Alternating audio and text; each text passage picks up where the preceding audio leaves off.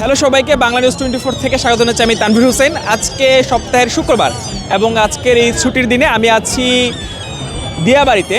এটা হচ্ছে রাজধানীর ব্যস্ত নগরীর মধ্যে এটা একটা মানে গ্রামীণ পরিবেশের মতো এই জায়গাটি, যার কারণে মানুষ অনেক বেশি আসে। কিন্তু মানুষের কাছ থেকে একটু জানার চেষ্টা করবো যে আসলে তাদের কাছে এই জায়গাটির বিশেষত্ব কী, কেন তারা হচ্ছে এখানে এসেছে। আমরা একটু সামনে যাব একটু কথা বলার জন্য।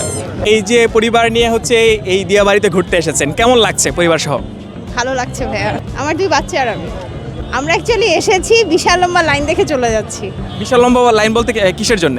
মানে সবগুলোতেই অনেক বড় লাইন, আর আমরা আসছিলাম মেনলি ওই যে একটা বল ছিল, বলের ভিতরে যে রোল করা যায় এরকম, বাট ওটা বন্ধ হয়ে গেছে, আমরা জানতাম না। এক্সট্রিম মশার কয়েল প্ল্যান্ট ফাইবার দিয়ে তৈরি, ডেঙ্গু চিকুনগুনিয়া বাহি সহ যে কোনো মশার বিরুদ্ধে দেয় এক্সট্রিম সুরক্ষা। এই যে সামনের জায়গাটি, এই জায়গাটিতে হচ্ছে অনেক সুন্দর একটা পরিবেশ। সন্ধ্যার সময় যে সূর্য অস্ত যাচ্ছে এমন একটা সময়ে মানুষ হচ্ছে তারা হচ্ছে কাইকিং করছে।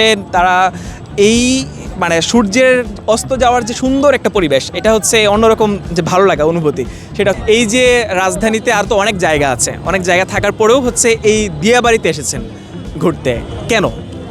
এই বোর্ডের জন্য, বোর্ডটা ভালো লাগছে তাই। আর ঘোরার জায়গাটা নতুন বলতে গেলে। ঘোরা হয়েছে না, মা উঠতে দেয়নি। কিসের জন্য? পরে যাবে এর জন্য আর কি। সাঁতার জানেন না? না। আচ্ছা, এসেছেন কোথায় থেকে? রূপনগর আবাসিক 29 নম্বর রোড থেকে। আচ্ছা আচ্ছা, কারা কারা এসেছেন? আমি, মা, বোন।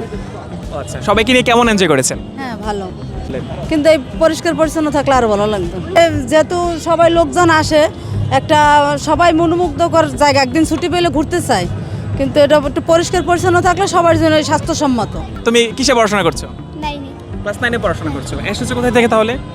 আমি এসেছি বরিশাল থেকে। বরিশাল থেকে? ওদের বাড়ি বেড়াতে এসেছিলাম। ও আচ্ছা আচ্ছা।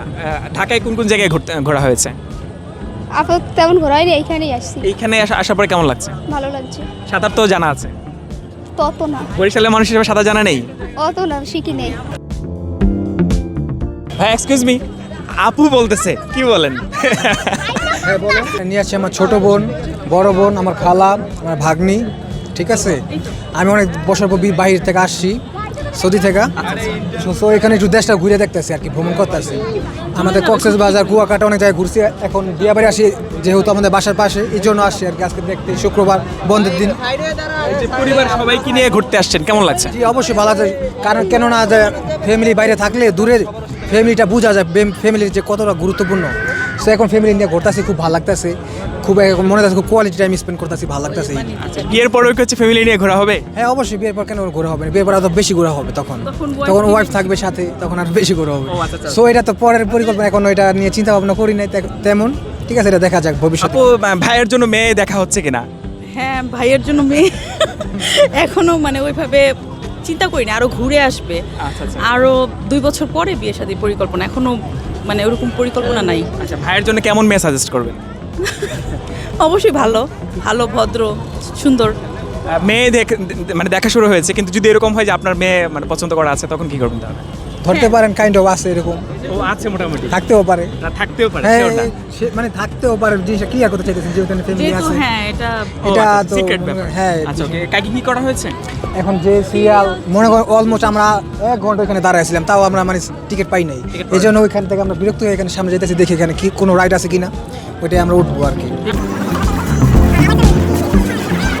সন্ধ্যা হয়ে এসেছে, একটু অন্ধকারে নেমে এসেছে চারদিকে, কিন্তু এখন পর্যন্ত অনেক মানুষ এখানে অবস্থান করছে। এখানে বাচ্চারা খেলাধুলা করছে, আমরা একটু এগুলো দেখানোর চেষ্টা করবো, তাদের সাথে একটু কথা বলার চেষ্টা করবো।